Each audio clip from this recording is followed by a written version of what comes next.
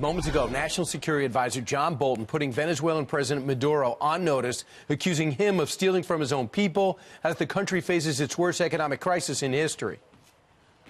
Well, look, the Maduro regime has been ripping off the Venezuelan people since it's been in power.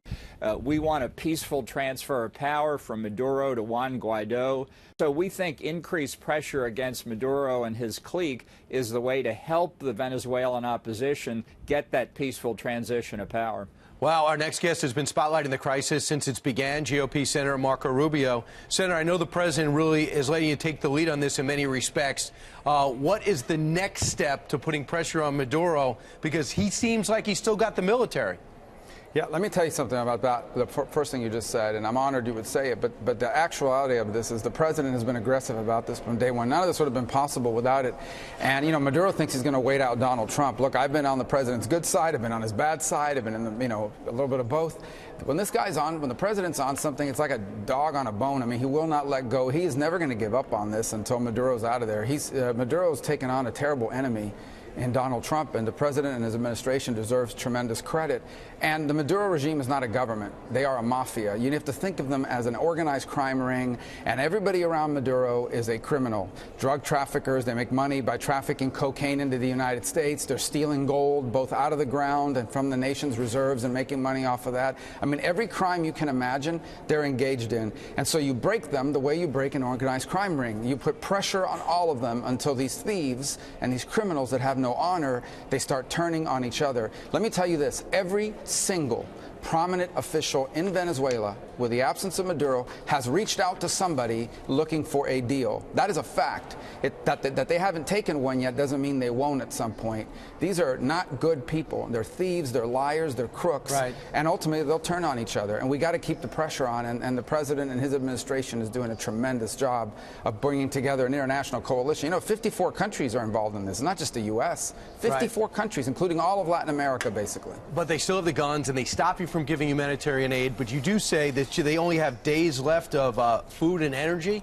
Yeah, so Venezuela, because they keep stealing all this money, they are about to hit an epic humanitarian crisis we haven't seen in this hemisphere, and they haven't faced there. They probably have less than a week of gasoline left. Now, you know, so there's an Indian company out there that's helping them, and of course the Russians, and that's very unfortunate that they keep giving these guys a lifeline. But they have just a few days right. of gasoline left, and they have only a few days of food left. The humanitarian crisis is real, and when people ask me why should we care, 10% of Venezuela's population has abandoned the country in the last 5 years. Another 2 million people are going to leave this year, and it is creating it threatens to collapse Colombia and potentially Peru and Ecuador as well. Nobody can handle taking in 1.5 million people like that the way Colombia already has done. So this is a regional crisis that ultimately is going to impact us. And Senator, real quick about what's going on the border. You were in the gang to try to solve this in a bipartisan way.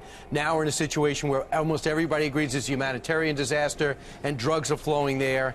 Are you going to back the president's initiative to use emergency action at the border? Yeah, so the president has 3 ways he wants to pay for it. The first 2 are not problematic at all. He wants to use the anti-drug money, he wants to use the forfeiture fund, and if he takes those 2 funds and the money that we already appropriated in the budget that even the Democrats agreed to, he gets to 5.7. He can do it that way, and that's what I think he should do.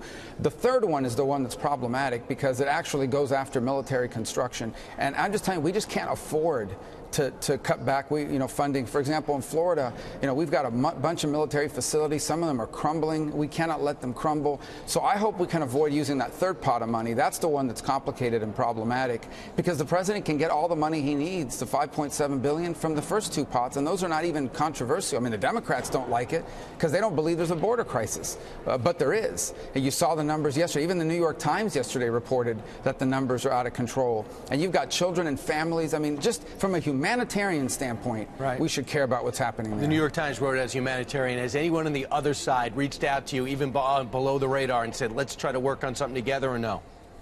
No, because, now they're just trapped. I mean, a lot of them are trapped. They can't. They step out of line. Look what's happening in the House now with the whole anti-Semitism thing, and all of a sudden everybody is running for the hills on it, and they don't want to take a vote on it because there's this new element, radical element, that's gone into the Democratic Party that's moved them away from supporting Israel and makes it impossible for them to admit there's a crisis on the border. Senator Marco Rubio, a very busy guy these days. Thanks so much for joining us, Senator.